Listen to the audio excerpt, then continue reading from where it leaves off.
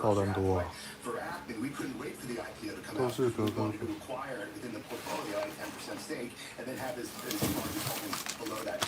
We believe, just like OMAH is a complement to the RKB, it's not a full replacement. Being perfect this year, but it's a great way to the RKB.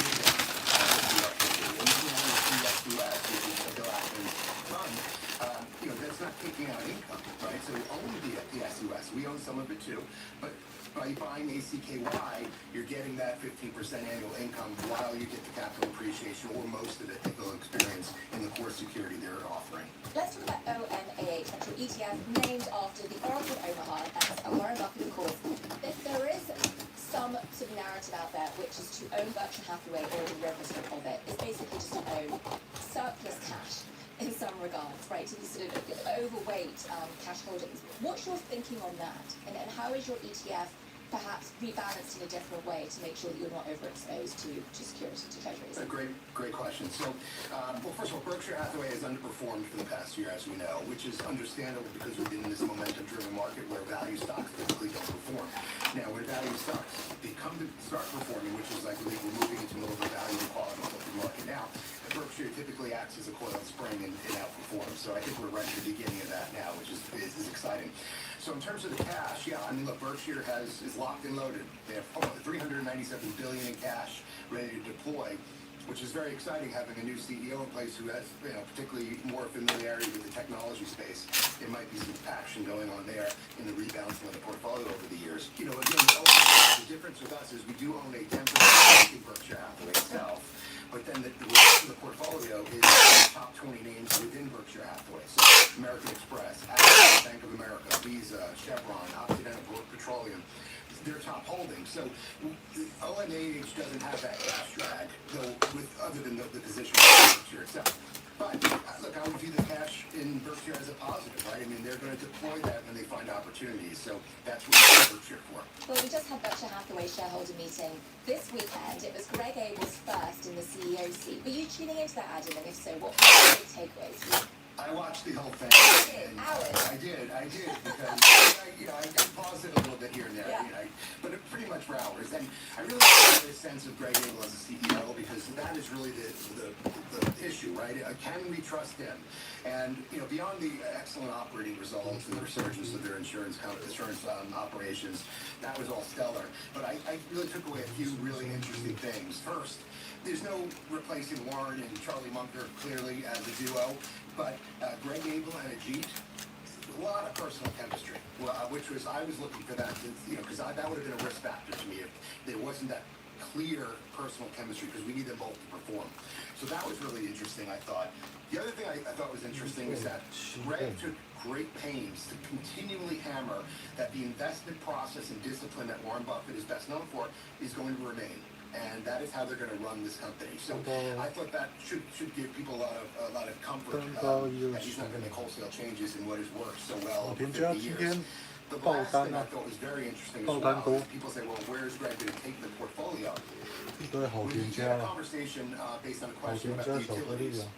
And he was talking about the utility assets as a growth area, which I thought was interesting because he kept talking about AI and technology, which to me meant this is a man that's very comfortable with technology and AI, just based on the depth of this conversation around it, which of course it wasn't stated, but it will be interesting to see if coming soon over the years that we see more of a technology bent to the portfolio now that we are in a technology-driven economy versus industrial-driven economy for the last 50 years. One criticism that has been levied at Buffett has been that he was maybe a little late to the game on some of these big tech names. We're going to with Dr. Miller, of course. So this is the third named ETF. You've also got Tepper. Hopefully you'll come back. We'll talk about Tepper another time. But I'm very curious. I've got 10 holdings in your ETF DRKY. This is as of May 1st, which I found on your website.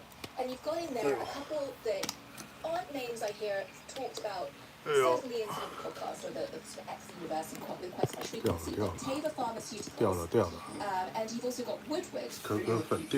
He is a very eclectic portfolio. He is known for kind of going where the opportunities are, looking at everything top down. Those are Teva Pharmaceuticals are very familiar with. Just a generic branded medical company that creates these generic brands. when these name brand drugs come off patent, I should say. So he is very heavy in biotech and healthcare generally versus a lot of these other great investors who are more kind of tech and industrial focused. So I think they're very interesting companies. I mean, Bloom Energy is certainly another one that's been on a tear. He does have Alphabet and Amazon in there as well. But, his performance is just stellar. Let's finish, Adam, with a view on what's next with Mr. Shares, because the ETFs we've been going through have been, they've been in motion since October of last year. Is that right? So give us a sense for where you're heading next in terms of other ETFs that might be on the horizon, or what you plan to do with these three. Well, we're going to continue leaning into our growth equity super cycles, which we talked to my partner John McNeil about. We're going to keep going with the Target 15s, which have been really exciting to investors, and we have some other things in the hopper that I can't really talk about.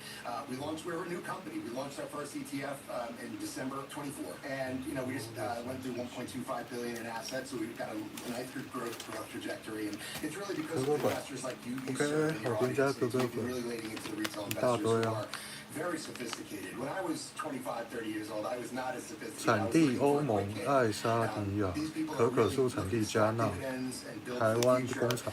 And being very intelligent about it, so thank you. Well, thank you so much for joining, Adam. Please do come back. I do know there's a lot going on. I will say, quick sneak preview. I went onto your website. It looks as though there was maybe a private company product on the horizon, so I've signed up for the alert from that. So you'll come back and you're able to share more with us.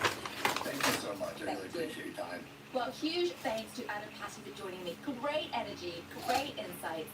But for now, let's take a break, and when we come back, spin through the headlines in the markets today.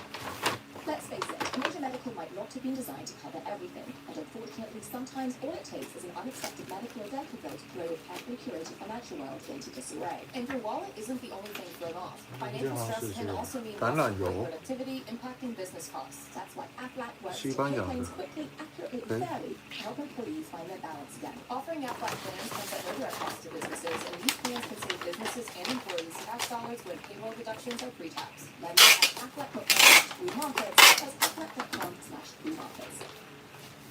If you can't afford childcare or can't afford to take a sick day, that's not just real bad luck. It's actually bad for our economy. I'm Captain Ed Edwards, an economist. And I'm editor Robin Rose. On our podcast, Optimist Economy, I break down how our lives intersect with the economy, whether it's wages, Social Security, the national debt. And I ask the questions that you're actually thinking, like, is AI going to take my job? Americans deserve a better economy than the one we have, so let's talk about it. Every Tuesday on Optimist Economy, wherever you listen to podcasts.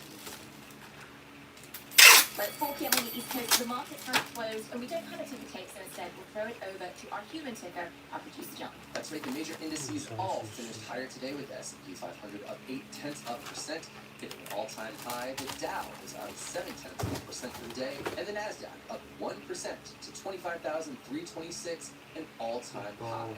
And fueling those Nasdaq gains, Intel itself hitting an all-time high for the day, shares up 13%. 可可粉自由啊！一大堆可可粉，全部都是可可粉。一大堆啊！ Apple has partnered with TSMC to produce its main processors, but Apple has been under pressure to consider additional suppliers as AI-driven demand soars.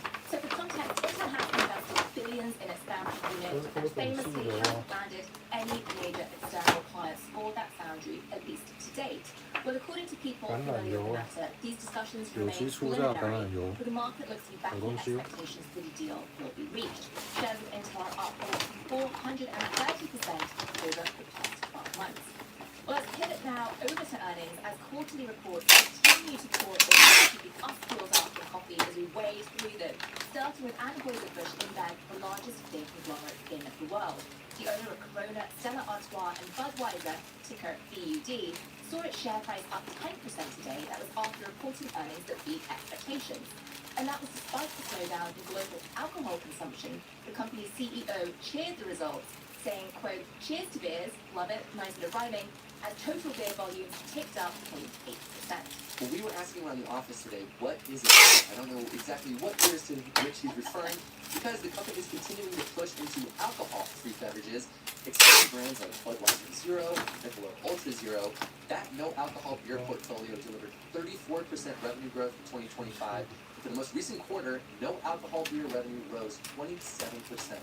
So it looks like the company is successfully catering to both drinkers and non-drinkers who apparently just like the taste of beer. Shares of Bud up 25% so far this year. 很多。 And finally, Xbox's new CEO is shaking things up in Microsoft's gaming unit. In a memo to employees, Ashish Sharma said Xbox is, quote, bringing in new leaders with consumer and technical expertise we do not yet have. 4 of those leaders, by the way, coming from the core AI